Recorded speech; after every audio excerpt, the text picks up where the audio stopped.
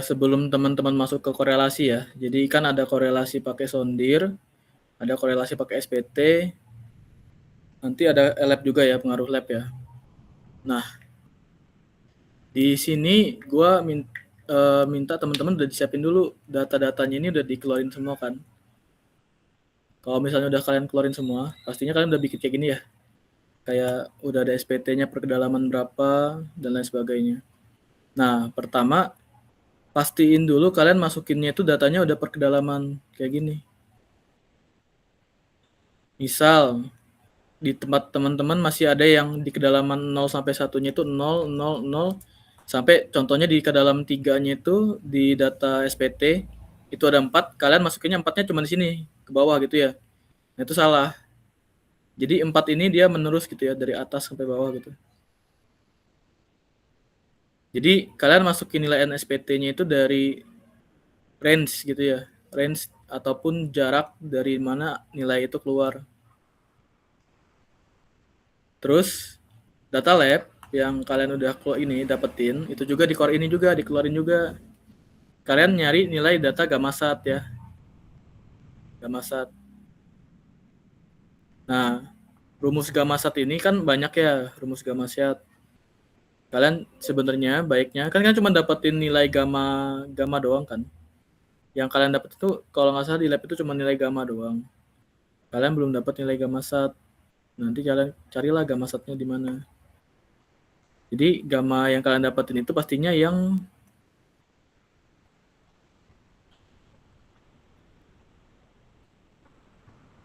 ini ya. Dari data lab itu pastinya dapatnya gini nih. Gamma M-nya ton per meter kubik, gamma dry-nya itu ton per meter kubik. Nah, kalian ubah dulu ke kilonewton. Serta yang ininya ya, nilai-nilai ini ya. Ini JN V6, ini JN V3. Oh, ini belum.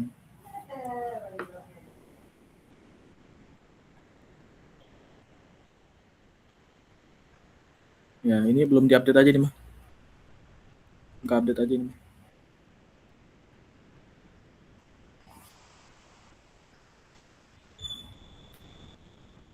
Pastiin teman-teman itu udah dapat data-data penting-pentingnya nih buat nanti dijadiin data di korelasi. Kalau ini nggak penting sebenarnya, nggak terlalu penting. Cuman harapannya karena kalian dapatnya dua data ini, kalian nyari gamasatnya dulu, biar nggak pakai tabel semuanya. Tapi nggak apa-apa kalau mau pakai tabel, nanti kan ada tabel ya, tabel untuk ininya. Nah, semisalnya kalian udah dikeluarin kan data lab ini ya, dari data ini kalian, yang PDF kalian itu. Pertama, saran saya kalian ngekorelasiin SPT aja dulu. Karena korelasi SPT kan yang paling mudah kan. Di sini yang kelas selain RA, RB, RCRD, sama RE udah ini belum? Udah korelasi SPT belum? Udah selesai belum kalian? Udah bang. Udah dicek sama dosennya? Udah itu kayaknya tadi salah gara-gara ditanyain tadi bang. Apa sih ES itu digunain pas kapan katanya? Kenapa tiba-tiba pakai ES? ES yang mana nih? Yang di apa tadi? Lupa lagi. Pokoknya tuh itu salah di situ rata-rata bang. Terus rata-rata salah di apa sih namanya? Penentuan jenis tanah itu udah pada salah gitu bang. Kan kita cuma lancang satu pondasi kan. Nah kan kita gambar CAD-nya tuh. Nah kita disuruh milih yang mana. Dari itu udah kelihatan dari gambarnya bang. Kan kalian kan dapat data banyak, kalian disuruh bikin untuk rencananya satu pondasi doang kan, bukan dua pondasi kan. Nah iya bang. Jadi salahnya itu karena dari semua data yang kalian dapetin, kalian malah bikin dua pondasi ya. Iya bang. Kan harusnya satu doang dari BH1 sama BH3 itu ya harusnya. Iya. Jadi semua data itu dijadiin satu kan, dikira-kirain mana yang oke kan. Iya ya, oke. Tapi untuk nilai-nilai ininya kalian udah udah benar kata Bu Julita. Uh, Kata Bu Julnya tuh benerin dulu apa sih klasifikasinya. Kalau dari klasifikasinya salah itu bakal salah terus ke seterusnya katanya Bang. Oke. Ya, oke ya. Ya kalau klasifikasi tanah sih kayaknya nggak jauh-jauh dari sondir ya kalian ya. Sondirnya yang salah ya.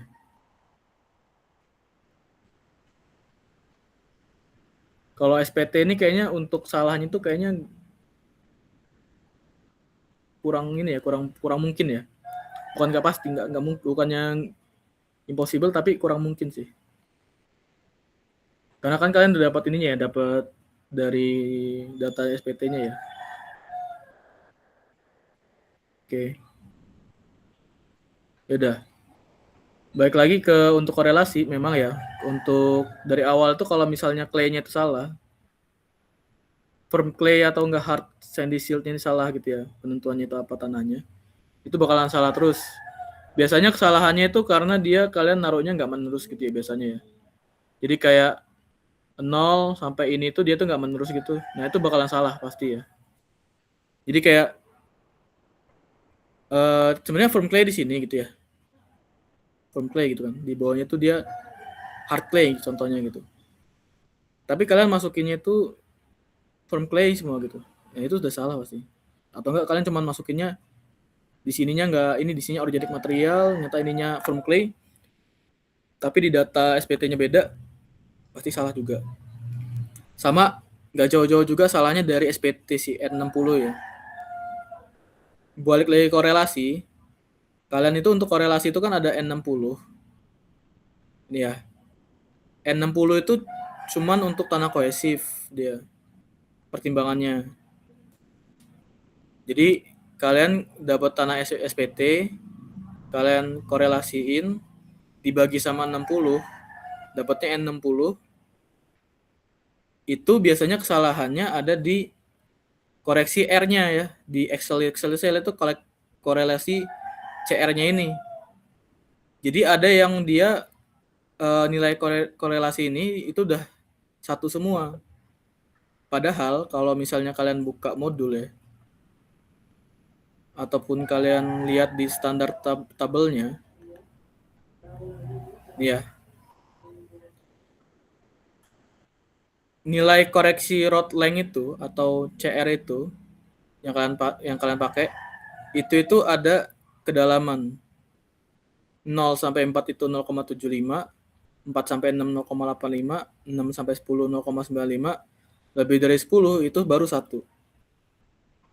Biasanya yang saya lihat itu di Excel itu cuman nilai satu ini aja dimasukin. Jadi NSPT sama N60 itu nggak ada perbedaan. Terus koreksi efisiensi palu itu dicek lagi dia. Free fall tah, rope and pulley tah, atau gimana itu harus dicek lagi. Kalian kalau misalnya nggak dapet di SPT-nya, ini kan CE ya, nilai koreksi efisiensi palu ya. Kalau misalnya kalian nggak ada dikasih tahu, kalian asumsi aja. Yang terakhir, itu adalah biasanya kesalahannya adalah N60-nya udah dapet, nggak dikasih tahu N160-nya, nggak dicari nih N160. Jadi N160 itu koreksi buat tanah yang granular ya, atau ada pasirnya. Kalau gua di sini tanah yang ada pasir, mau itu cuman sandy gitu ya, itu gua anggap ada pengaruhnya. Tapi biasanya enggak digituin ya. Biasanya kalau sandy silt itu dianggapnya clay. Tapi tergantung judgement kalian. Nah, kalau ada tanah contohnya pasir ya kayak gini ya, very dense sands ya. Kita ini aja dua ini. Kita lock aja dua ini ya.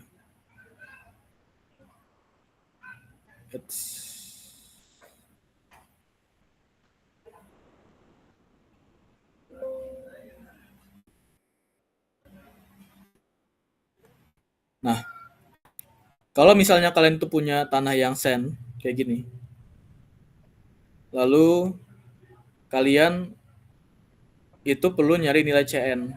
Ini ya. Nilai CN ini banyak metodenya, tergantung kalian mana yang paling bisa dipakai.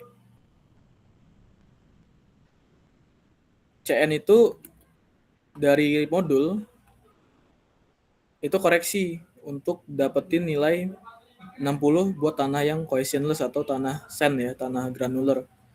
Banyak metodenya, banyak rumus-rumusnya. Mau kalian pakai variasi ini boleh, terus kalian pakai ini juga bisa nggak apa-apa. Tapi kalian harus nyari tahu nilai tegangan vertikal dulu. Tegangan vertikal di layer tanah kalian. Cara nyarinya gimana? Kan kalian udah tahu ya di Mektan 2 kan tegangan vertikal itu kan sama dengan gamma kali H kan. Gammanya udah ada, bisa dari tabel yang ini.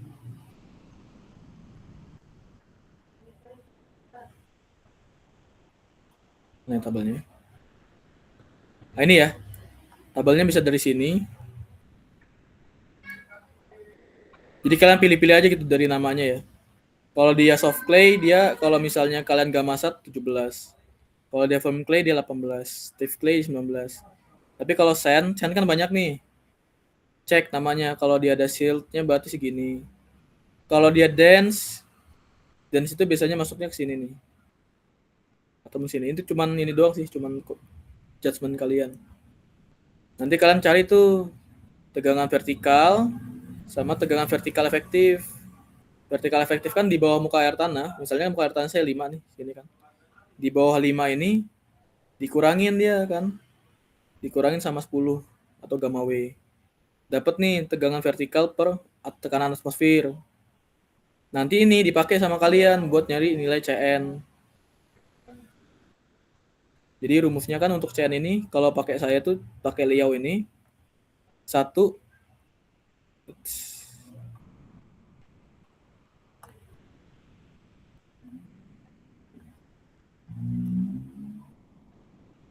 wah ini kemana ini ya?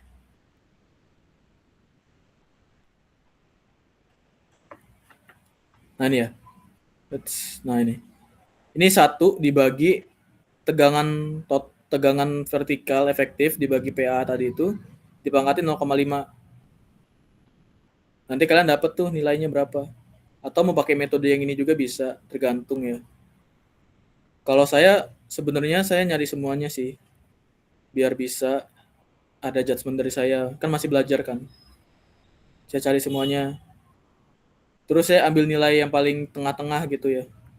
Tapi kalau kalian nggak usah di tengah-tengah juga nggak apa-apa. Pakai aja salah satu nggak apa-apa. Terus kalian nyari nilai Andren kan, CU-nya. CU kan 6 kali SPT. SPT-nya bukan NSPT yang ini, tapi N60 atau N160 gitu ya. Ya. CU-nya itu N160 gitu. Nah, tapi hati-hati ya.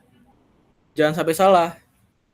Tanah yang bisa dibilang pasir, ini kan pasir ya. Tanah pasir itu nggak ada CU-nya ya. Jadi kalau tanah pasir itu 0 harusnya ya. Kayak gini ya, ini harusnya 0 nih. 0 ya. Ini 0 ini ya. C-nya itu ya. Ini kan very dense sand kan. C-nya atau kohesinya itu 0 harusnya. Begitu pula CU-nya 0.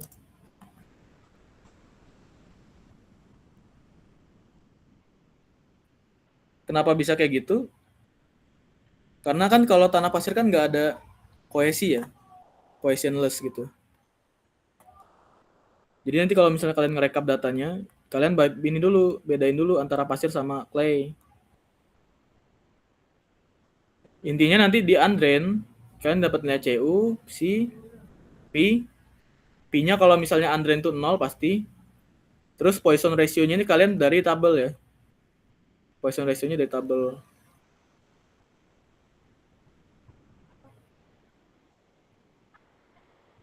Nah ini ya. Poisson ratio-nya dari tabel. Dan tabelnya juga nyesuaiin tuh tanahnya. Ada yang tanahnya jenuh, ada yang tanahnya sand atau gimana gitu ya. Kalau dianya datanya rentang, tergantung kalian. Ambil aja yang tengah-tengah nggak apa-apa. Ataupun yang paling kecilnya kan. Dapat tuh nilai Poissonnya. Sekarang kalian lihat nyari nilai CU, EU. EU ini metodenya bisa dari CU dikali sama nilai ini ya. Nah ini.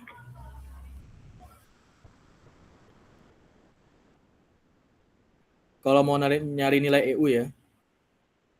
EU itu bisa dicari dengan cara kalian dapetin dulu, masukin dulu nilai indeks properties punya kalian. Ini ya. Ini kan dari Atterberg limit kan. Kalau misalnya PI-nya kurang dari 30, itu di sini dia rentangnya. Tapi kalau misalnya di antara 30 sama 50, rentangnya di sini. Kalau PI-nya lebih dari 50 kayak gini, ada di bagian sini dia rentangnya. Kalian cari tahu dulu nilai OCR. Itu ya. Makanya kalian nyari tahu lagi tuh nilai OCR tuh dipakai buat mencari nilai si EU ya. Jadi OCR itu nyarinya di mana? Gini, bentar. OCR itu ada di sini ya. OCR itu rumusnya itu tuh CU dibagi tegangan vertikal dibagi 0,11 kali 0,0037 dikali nilai PI kali 100 ya. Itu kalau mau pakai OCR kayak gini. Tapi kalau misalnya kalian gak mau pakai ini untuk nyari EU, EU-nya bisa kalian ini aja, kalian hapus aja nggak apa-apa.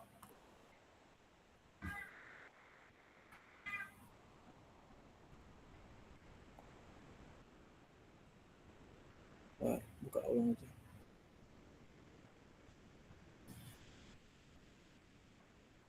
Ini gua rekap dari awal dulu ya, ininya ya, terkait korelasi kalian biar kalian paham dikit dulu.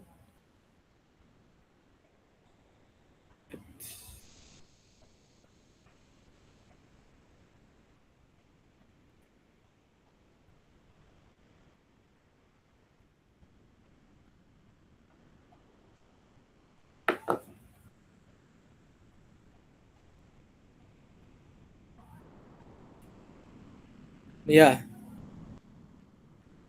Jadi EU itu bisa juga dengan cara 500 kali CU. Ini ya. Jadi kenapa 500 kali CU Bang pertanyaannya? 500 kali CU itu dia ngebuat rentang tengah ini ya. Jadi dia tuh kayak ya udahlah dianggapnya 500 kali CU aja gitu. Biar bisa di tengah-tengah gitu ya. Karena rata-rata. Pakai ini juga boleh nggak apa-apa sama kalian. Atau selanjutnya kalian nyari kondisi drain untuk beberapa kondisi tadi. Drain itu kondisi efektif ya, bisa dibilang ya. Atau untuk long term. Atau sebenarnya untuk kalian pondasi itu kan pakai C-action ini kan daripada CU kan. Nah, kalian cari C-action. C-action itu 0,1 daripada CU. Terus kalian nyari nilai P. P itu bisa dari lab pakai PI atau kalau dia itu P-nya itu adalah sen questionless itu bisa pakai pendekatan lain gitu. Nah, ini semua ada di dalam ini ya, modul. Dan menurut gua kalian cari aja dulu pakai semuanya. Kecuali N70, kayaknya N70 susah. Nah, ternyata yang paling mendekati untuk halnya aslinya ya, yaitu menggunakan metode Kuhlhawy ataupun ini Kuhlhawy itu dia atan jangan lupa degree ya. Jadi degree dulu juga. Ternyata yang paling mendekati itu adalah Hatanaka sama Meyerhof. Tapi kekurangannya kalau pakai Meyerhof, kalian itu menggunakan data PI. Derajat kepadatan ya. Dimana derajat kepadatan itu kalian nyari lagi gitu. Jadi ini semua persamaannya ada di ini ya, ada di dalam modul ya. Kayak Meyerhof itu pakai derajat kepadatan dapatnya dari sini. Ini untuk tanah pasir. Kalau untuk tanah ini, tanah lempung kayak gini, itu kalian bisa pakai PI, bisa juga kalian pakai tabel ya. Tergantung kalian. Ketentuannya menggunakan Meyerhof itu pakai tabel, semisalnya persamaan kalian itu ternyata di luar daripada yang biasanya terjadi ya di tabel ini. Tabel ini kan kayak rentangnya gitu ya. Ternyata kalau punya saya itu adalah tanah firm clay, tapi P-nya itu dia sampai 30 kalau pakai Merhoff ataupun pakai Kulhawi dan sebagainya. Ya udah pakai ini aja. Di dalam rentang ini aja kalian pilihnya. Udah dapat nilai P-nya, sudut gesernya, kalian cari poisonnya. Poisonnya saran saya langsung aja 0,3 semua. Kenapa? Karena kalau tanahnya dia udah jenuh ya. Tanah jenuh itu pastinya dia tidak lebih dari 0,3 rata-rata. Dan itu ada di modul juga dibahas ya. Nilai poison itu. Rentang-rentangnya kan 0,2 sampai 0,4 semua kan. Ambil aja 0,3 semua jadinya. Tapi bisa aja kalian rentangin nggak apa-apa, tapi nggak. Dan itu mempengaruhinya di E-action ya. Jadi E-action ini untuk kekuatan parameter tanah, kondisi drain gitu kan. Rumusnya E-action itu adalah ini ya. Jadi rumus E-action itu adalah 2 kali 1 plus V Poisson ratio per 3 kali EU. Nah ini kalau misalnya kalian mau pakai data lab, kalau pakai SPT bisa pakai ini juga nggak apa-apa. Ada banyak cara ya, jadi kalian gunakan beberapa cara itu ya nggak ada yang salah. Nggak ada yang salah di sini. Terus juga bisa kalian deketin ya untuk tanah pasir. Nah, terkhusus pasir korelasinya pakai ini ya. Jadi kalau misalnya tanahnya pasir, contoh kayak ini kan pasir ya. Ini kayaknya saya di sini nggak saya masukin sih. Cuman kalau misalnya pasir, dia itu wajib untuk dicek. Kalau misalnya modulus Youngnya itu adalah pakai antara dua ini gitu ya. Atau pakai ini juga bisa. 4000 plus 100 C N min 6 juga bisa. Atau 100 C N plus 6 juga bisa. Itu tergantung deh.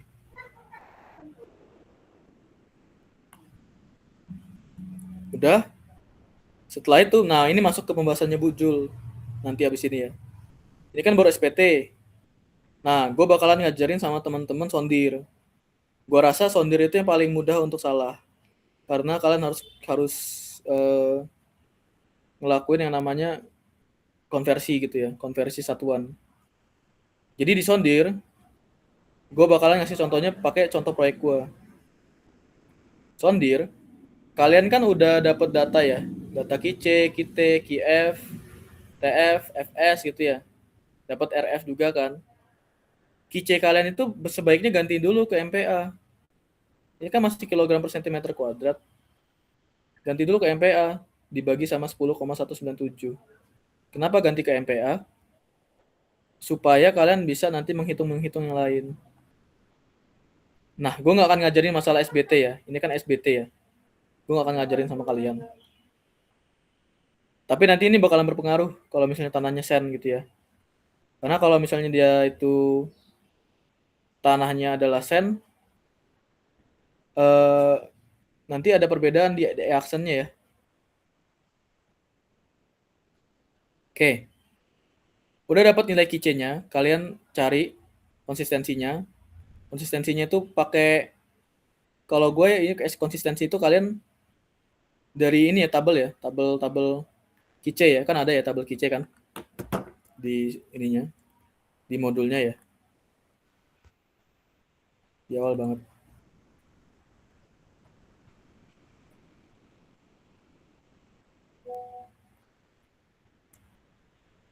Ini ya. Kalau QC-nya kurang dari 5, very soft. 5-10 soft, 10-35 firm, 30-60 stiff, 60-120 very stiff. Lebih dari itu hard gitu ya. Nah, ini untuk tanah kohesif. Kalau tanah dia pasir ini kan.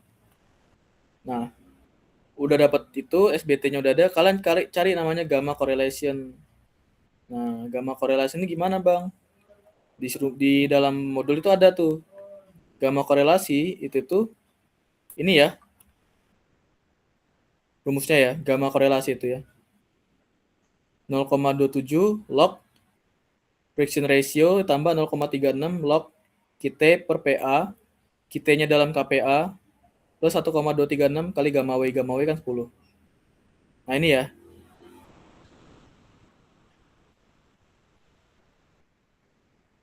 Nanti dapat tuh berapa nilai gamma correlation-nya. Terus gamma sat ini didapetinnya dari tabel ya. Tapi saya nggak akan ngajarin ini, soalnya gamma sat ini tabel dan nggak kepake biasanya. Kalian pakai aja yang ini. Tapi yang ini juga kalian validasi juga dari tabel yang udah ada.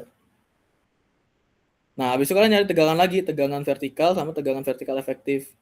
Buat apa? Buat nanti nyari QT. Ya. QT itu bisa kalian cari rumusnya di sini ya, di dalam. Nah, ini. QT itu sama dengan QT koreksi ya. QT kecil min sigma V0 per sigma asen V0. Di sini ya.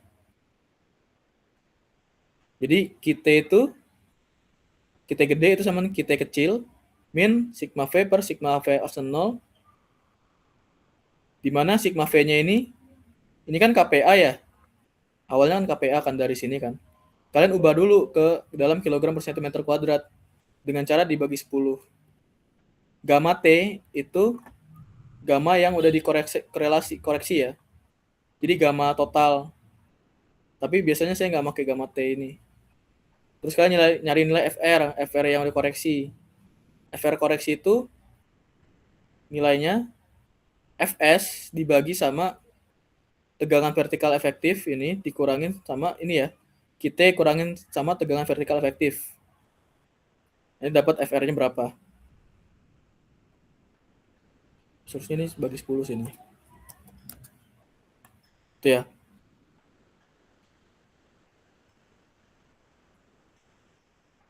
Nah, intinya di sondir itu kalian nyari nilai C aksen, E aksen, V aksen, EU, gamma sama pi gitu ya.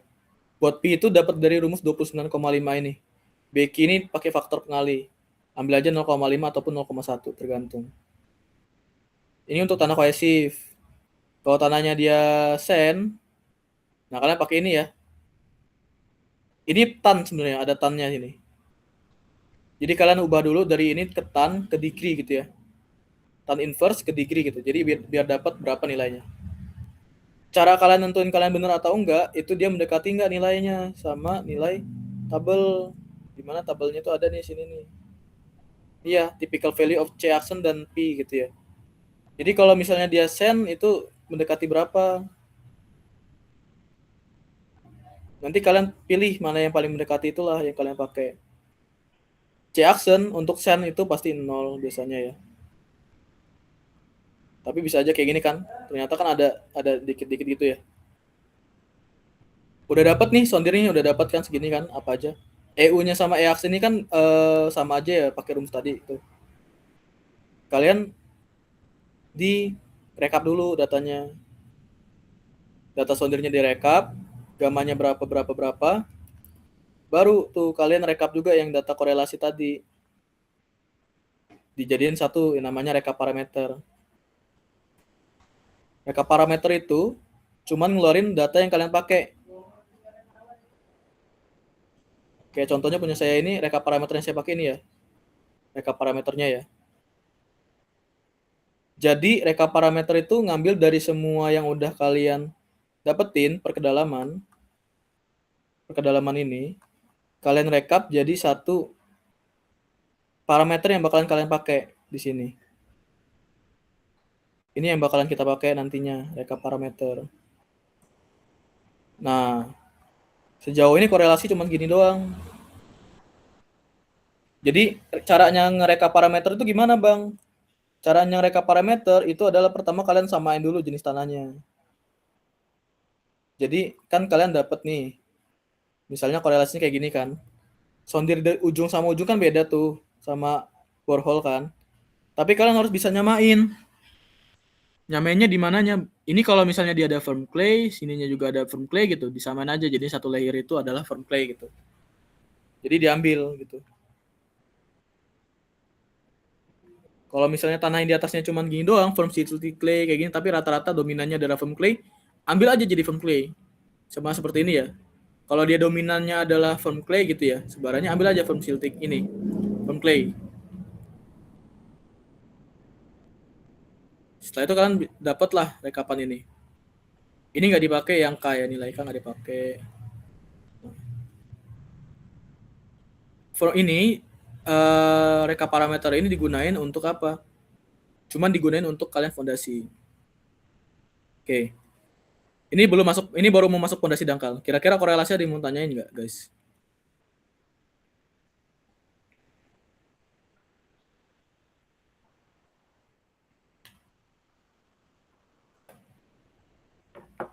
Gimana? Korelasi bisa diikutin nggak? Kira-kira?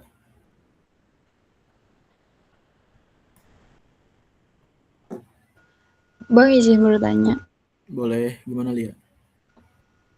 Itu kan tadi di waktu korelasi mana ya? Pokoknya nyari gamma apa sih? Gamma korelasi bukan sih? Oh ya, S1-nya. Nah, itu kan buat nyari itu katanya lihat dari data lab. Oh ya, itu yang lab itu. Iya ya. Nah, kalau data labnya tuh sampai kedalaman tertentu doang, terus pakai rumus katanya bisa kan, Bang? Mm-mm. Nah, sedangkan di rumus itu tuh ada parameter kita kecil kalau nggak salah tuh. Kita gede, kita gede. Tapi nyari Kita kita kecil ya. gedenya harus ada kita kecil kan, Bang? Iya, kita kecil ya. Nah, kalau misalnya kita kecilnya belum diketahui di soal, cara nyarinya gimana ya, Bang? Oh iya. Jadi kalian itu sebenarnya harus bisa pahamin soalnya dulu ya. Kayaknya kalau nggak salah RC ataupun RA sama RB itu dapat nilai sondirnya itu nggak dikasih tahu kitanya yang mana kan? Iya, Bang. Kice yang diketahui. Mm-mm. Jadi gini,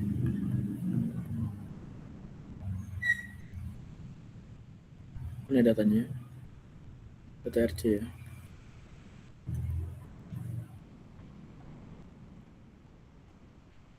Nah ini ya, kan cuma dapatnya QC plus QF, FS, FD, TFD, RF kan.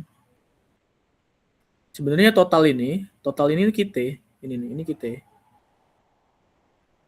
Karena QC ditambah QF itu tuh kita jadinya. QF itu QC dikurangin sama sebenarnya kita kurangin QC. Itu JQF. Gitu. Jadi kita kalian udah dapat sebenarnya datanya. Oh alah, kirain tuh ada apa namanya parameter tersendiri lagi gitu loh, Bang, yang harus dicari. Ternyata kita tuh sama dengan kice plus kf. Iya, ini. Oke, oke, Bang. Ini karena ini sengaja ngecos sih ini mah. Cuma sengaja ngecos sih ini. Soalnya ini kita ya.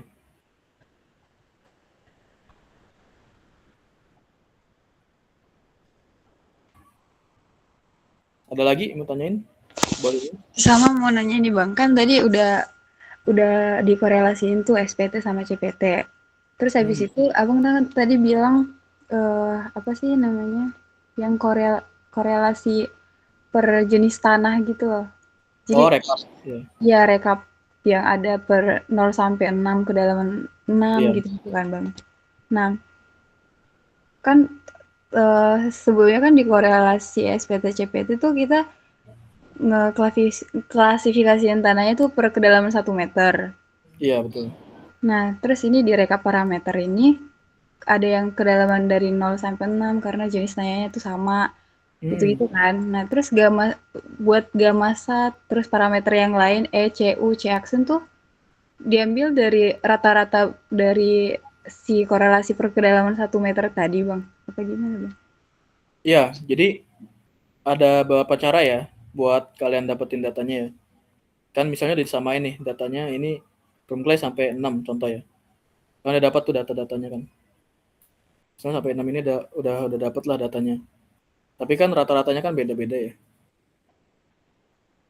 Nah, Contoh kayak nilai CU kan pasti sama nih, CU-nya sama, EU-nya sama. Terus misalnya yang beda itu adalah dinilai, kalau di sini sama semua ya, karena 4 semua ya. Tapi kan di sini ada yang contoh yang firm clay-nya gini ya. 6 sampai 8-nya itu dia firm clay-nya beda kan. Kalian itu harus nyari nilai yang paling kecil sebenarnya ya. Carilah CU paling kecil dari sini seharusnya. Sama C aksen paling kecil. Biar perhitungan kalian konservatif. Tapi bisa juga kalian pakai average gitu ya.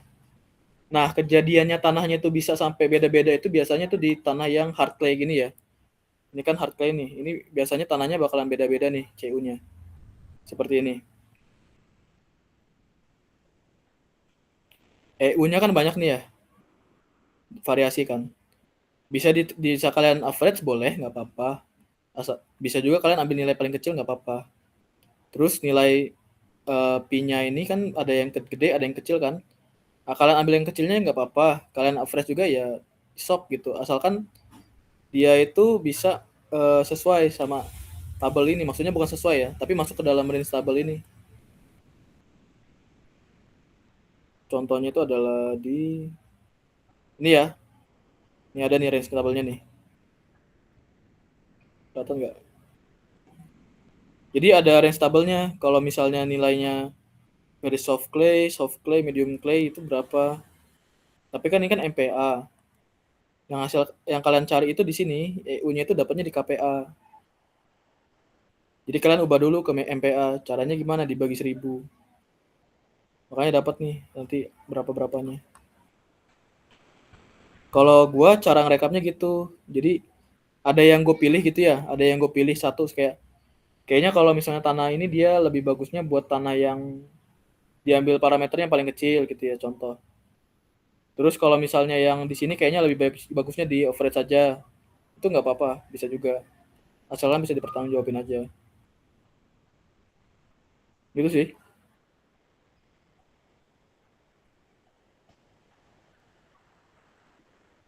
Problemnya biasanya di reka parameter itu adalah kan sondir itu kan variasi banget ya, variatif banget ya. Nah, caranya itu adalah ngelihat ya itu tadi kata gue. Kalau sondirnya itu variatif banget, kayak gini kan, cari kesamaan antara sondir sama ininya, sama borehole-nya. Kalau misalnya benar-benar gak ada kesamaan, cari titik tengahnya gitu. Jadi anggapan kalian tanah itu apa?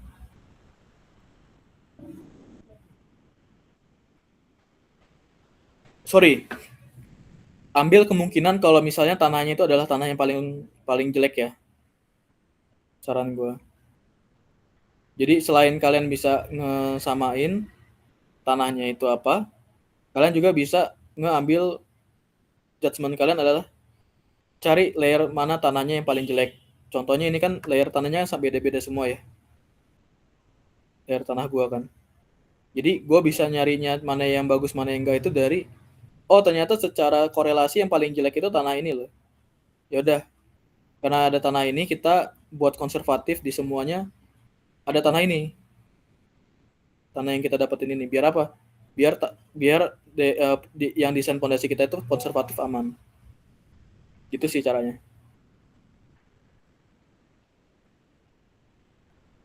Buat recap.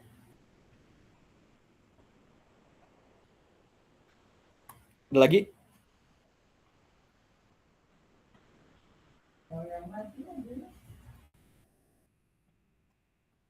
Oke. Kalau nggak ada, gue bakalan lanjut ke ini ya. Kita bakalan bahas tentang fondasi ya.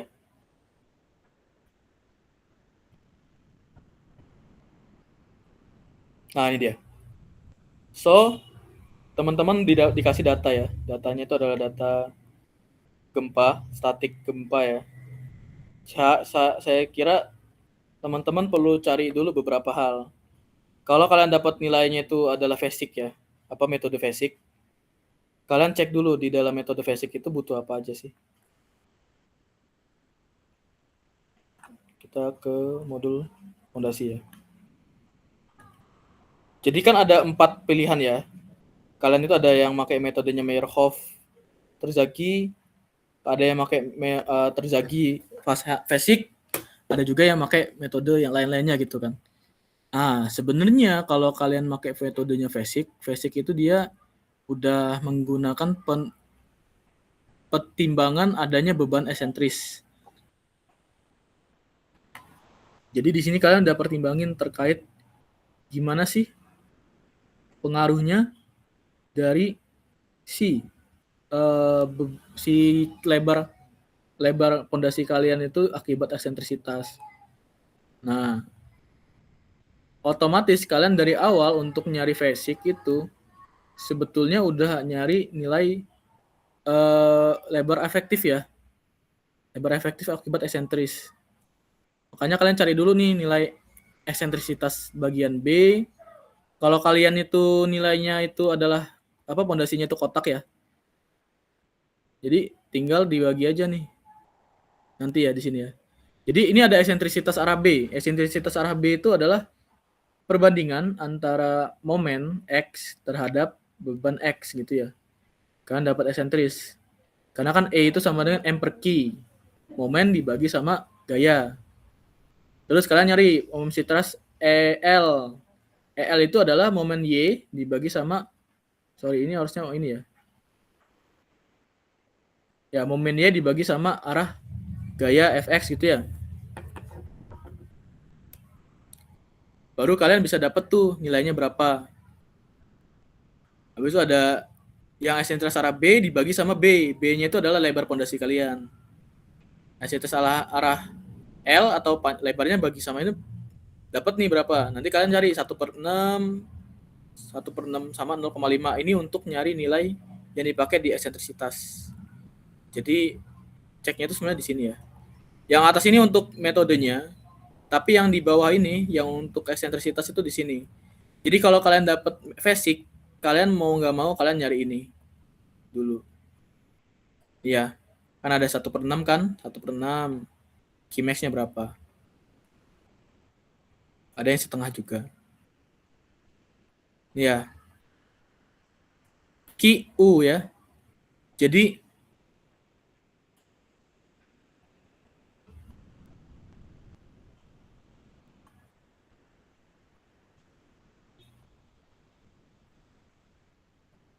untuk aksen atau luasan efektif itu dapetinnya dari B aksen kali L aksen. Nah, A aksen B aksen itu dapatnya dari mana? Dari nilai tadi ya, eksentrisitas tadi itu.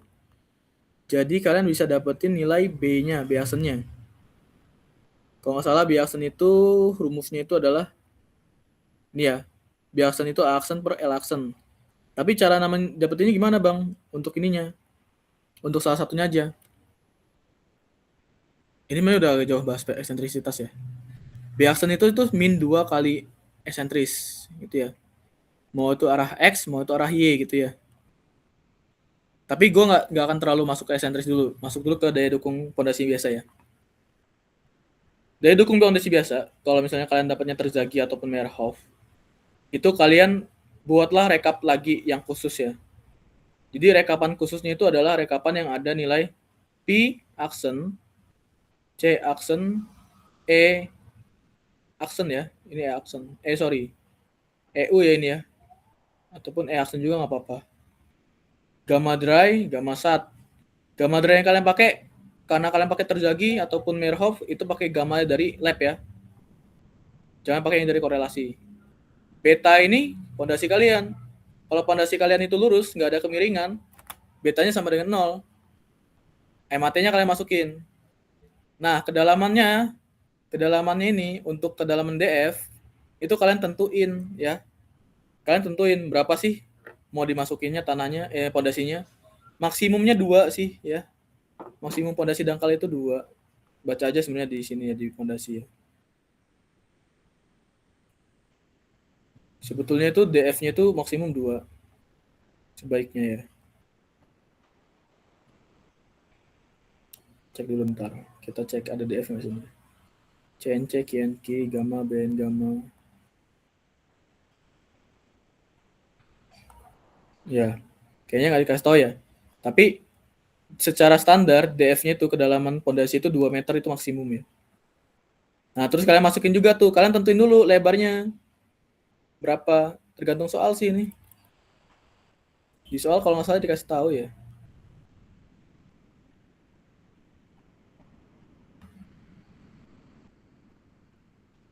Nggak dikasih tahu ya.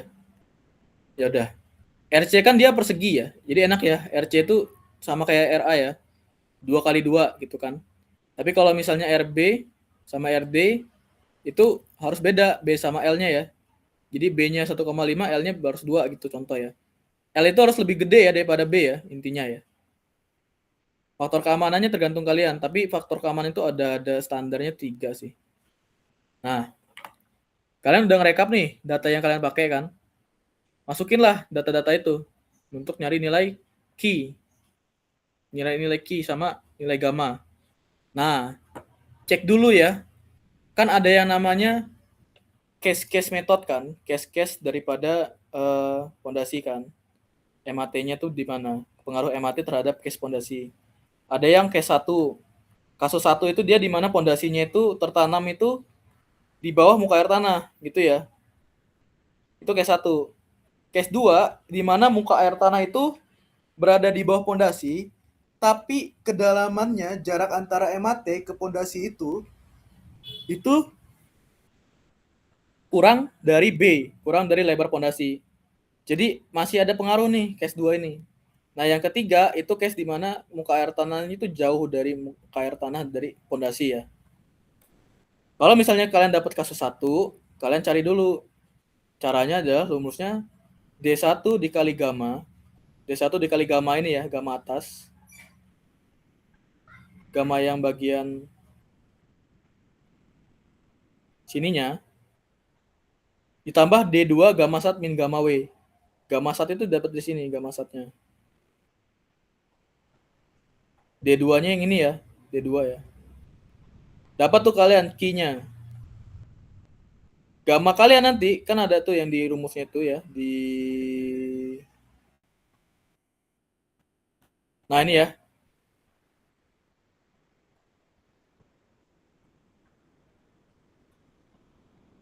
Kan rumusnya kalau misalnya untuk pondasi itu ada CNC gamma, sorry ini bukan ini ya.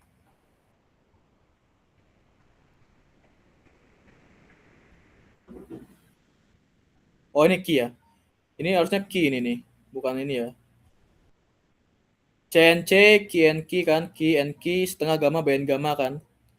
Nah, gamma yang ini itu pakai gamma efektif kalau misalnya dia K1.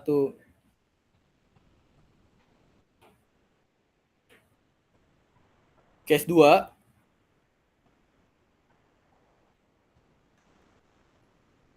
2 di mana gamanya itu sini ya, nilai muka air tanahnya. Gamanya itu berubah. Jadi ada yang gamma average gitu ya. Jadi gamma average itu gamma aksen ditambah D. D itu jaraknya ya, jarak antara pondasi ke muka air tanahnya itu. Itu punya jarak D namanya. D. Dibagi B. B-nya itu kan lebar pondasinya kan. Kali gamma min N gamma. Gamma yang pakai itu gamma satnya ya. Ini gamma satnya. Gamma airnya sini ya. Min N gamma aksen gitu ya. Dapat nih kalian nilai gamma average-nya gitu. Saran saya, kalian waktu untuk nanti pondasinya, kalian tuh masukin dulu ada yang namanya rumusnya ya. Jadi pakai if. Jika DF itu lebih daripada D1, maka dia case-nya 1. Terus kalau misalnya B-nya itu lebih daripada muka air tanah dikurangin sama DF, maka dia pakai case 3. Case 2. Tapi kalau misalnya lebih dari itu semua, itu case 3. Kayak saya ini udah otomatis semua nih. Kayak kalau misalnya ada yang dapat Excel saya, tinggal masukin gamma ini udah dapat nih key-nya berapa. Contoh kita misalnya aja case-nya 2 gitu ya. Saya edit secara langsung. Case 2 lihatlah key-nya kan lebih gede kan. Case 1 itu lebih gede lagi. Itu ya. Jadi case 3 itu dia bisa dibilang paling konservatif kecil gitu. B sama D1 itu pakai kedalamannya ini, kedalaman ke muka air tanah. D2 itu adalah ininya. D2 itu adalah DF min MAT. Jadi kan nggak perlu kan D2 kan. Jadi DF aja. DF per B itu rasionya ya. Baru kalian bisa nyari nih berapa nilai C aksennya ya. C aksennya dapat dari nilai Q ultnya ya. NC-nya dapat dari nilai ini kan. Masukin secara manual boleh. NC, NQ, N gamma, QU, FS. Nah, tinggal kalian cari nilai Q ultnya aja. Kalau misalnya dia itu persegi kan. Persegi kan 1,3 ya. 1,3 CNC gamma CNC ditambah QNQ tambah 0,4 ya, 0,4 gamma BN gamma. Masukinlah 0,4 gamma kali B N gamma gitu kan. Dapat tuh QU. Masukin FS kalian. QU per FS dapatnya QOL. QOL kali sama B kuadrat itu dapatnya itu QOL gede. Kalian cari nilai QNet juga. QNet ini apa? QNet ini perbandingan. Jadi ini kan QU-nya kan baru QU yang tidak dikasih ini ya, tidak dikurangi sama beban kan. Which is bebannya itu adalah beban ini nih. Beban FZ nih. QU min Q. Sorry. Q ini ya. Q ini dari ininya ya, dari DF gamma ya. Kalian kurangin dulu nih QU yang ini, kurangin sama Q yang udah kalian dapetin, mau itu case apapun.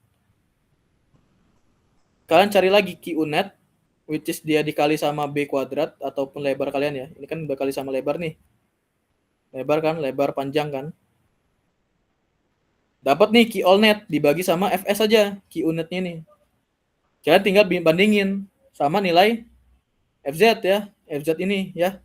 Kalau dia kolom 1 FZ-nya berapa? Tapi kan kalian kan cuman desain satu kolom kan. Ambil aja ini nilai kolom paling gede, nilai beban paling gede di kolom kalian. Cek, udah oke apa belum? Oke. Kalau misalnya secara global ini udah oke, kalian cek secara lokal ya. Jadi ada yang pakai lokal. Lokal itu gimana caranya, Bang? Lokal itu ada rumusnya sendiri ya. Mungkin di modul nggak dikasih tahu, tapi di buku Braja. Sorry. Ya ini tergantung kalian ya, tergantung dosen juga ya. Kalau globalnya udah oke, lokalnya pasti oke. Gitu ya. Tapi kalau misalnya kalian mau nyari lokalnya juga nggak apa-apa. Udah tuh metode Terzaghi udah kan? Sekarang metode Meyerhof. Meyerhof itu sama aja kayak Terzaghi. Bedanya ada faktor-faktor ini nih panjang, ini kan faktor-faktornya ya kan. Nah, faktor-faktor ini semuanya dapatnya dari sini tabel ini kan. Tinggal kalian masukin aja. Sebenarnya kalau gue nggak ada problem sama ini ya, sama faktor yang di Meyerhof ya. Karena simple. Dapetin Meyerhof, cari QU, QOL bla bla bla, dapetin QU netnya, bandingin sama nilai FS-nya. Biasanya kalau misalnya Terzaghi itu dia Meyerhof itu lebih gede dia, karena dia nggak ada pertimbangan ya. Meyerhof itu nggak ada pertimbangan kalian pakai kotak tak, pakai apakah, gitu ya. Semuanya disamain. Yang jadi problem itu adalah basic ya. Basic itu ada FQG, FCG, kalian ada F gamma G. Itu dia ada pengaruh sama eksentrisitas. Kalau basic. Ini ya.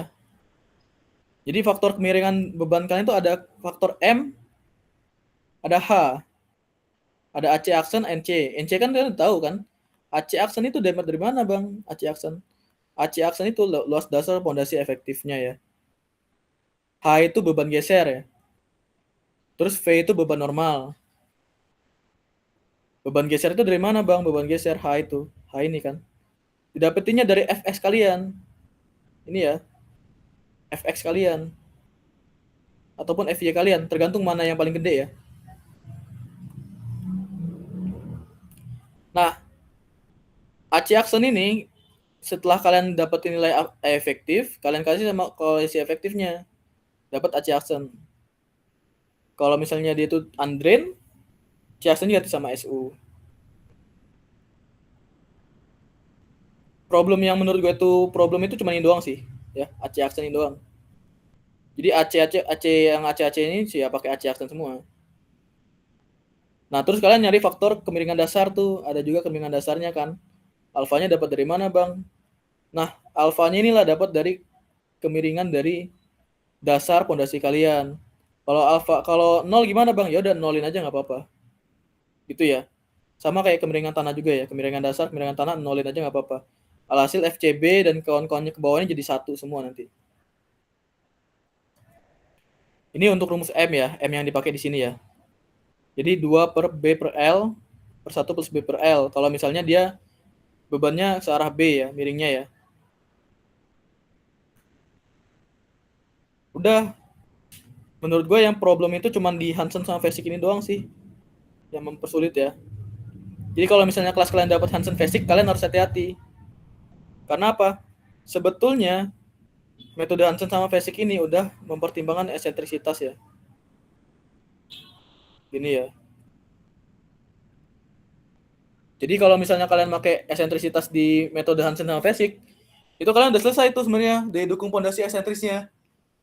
Tapi kan kalian perlu nyari juga ya di eksentrisitas pakai metode Meyerhof. Oke. Balik lagi nih. Karena daya dukung kita udah paham lah intinya ya. Udah kita tahu, kita cari eksentrisitas, daya dukung pondasi akibat eksentrisitas. Caranya gimana? Ada beberapa kasus nih. Ada yang kasusnya itu pertimbangannya 1/6 LL per L. Ada juga yang kasusnya itu dia pertimbangannya karena setengah ya. 0,5 ya kan? Setengahnya kan. Kalian cek dulu kasusnya. Dari sini nih. Mana tadi ya? Di sini kali ya. Nah nih. Kalian cek dulu nih. Dia masuknya kemana?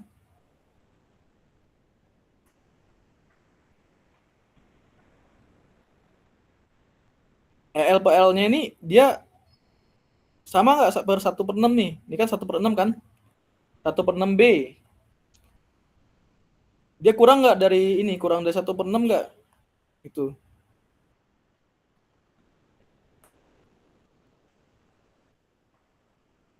Contoh.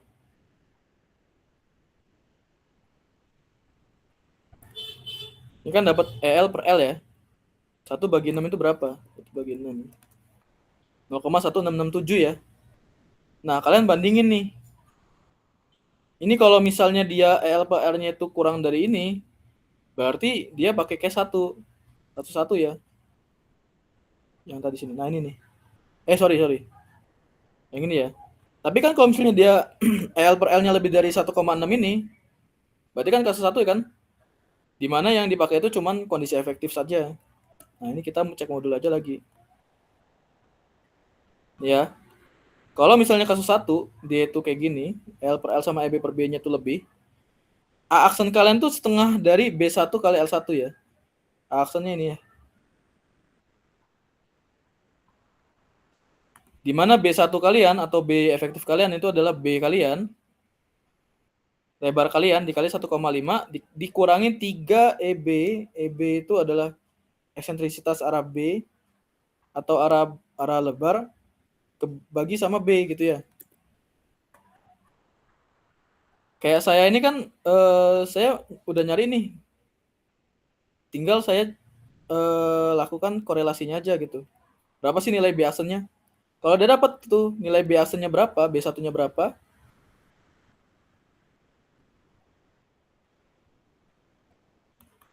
tinggal kita masukin aja ke sini. Jadi nilai B kalian bakalan mempengaruhi di key all doang. Sama FK-nya ya, faktor koreksinya ya. Kan faktor koreksi kan ada pengaruh ininya kan, pengaruh B-nya kan. Cuman mempengaruhi sini doang. Yang kalian pakai adalah nanti adalah yang ini nih.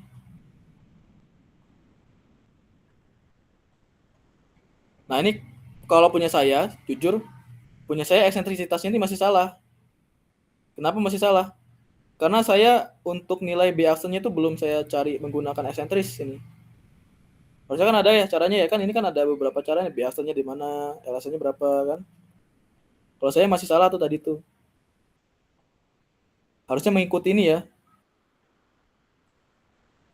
sama ini nih. Gitu. Udah.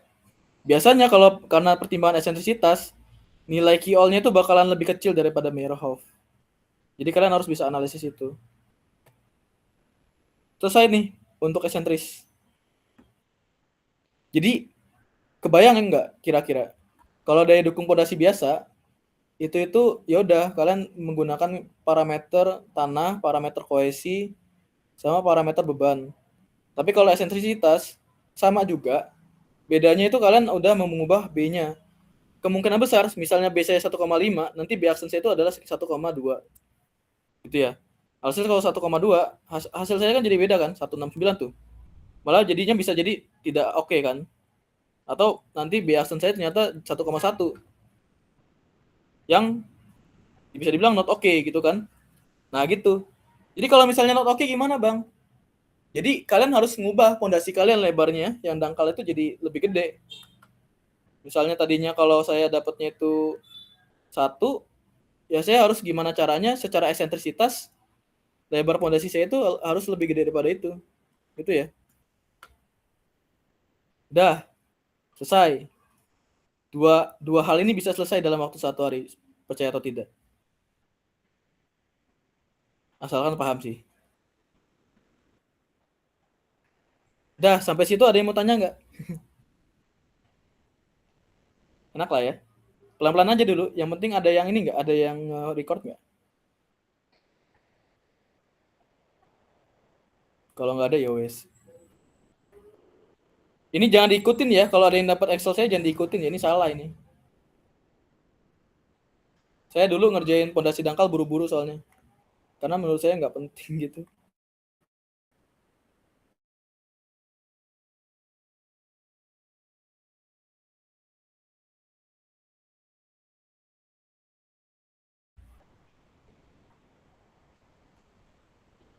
Buat pondasi dangkal.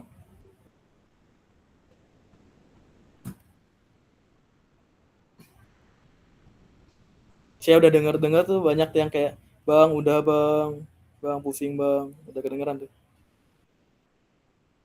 Semangat lah ya.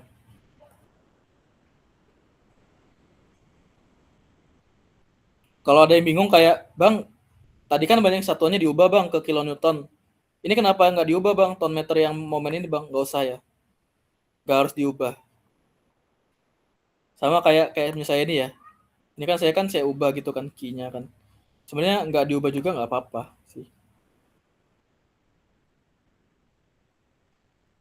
Tapi sebaiknya diubah sih ya. Karena kan kalian mau nyarinya pakai cup kilopascal ya. Kalau pakai key ini ya. Tapi kalau misalnya perbandingan eksentrisitas nggak usah diubah nggak apa-apa kok. Itu sih. Ini salah toh ya saya nih. Ini bukan ton meter ini. Kilonewton ya. Newton.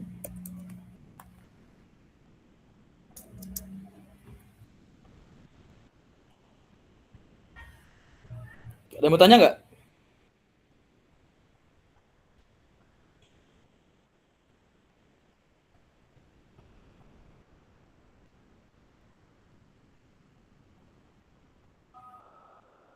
Aman?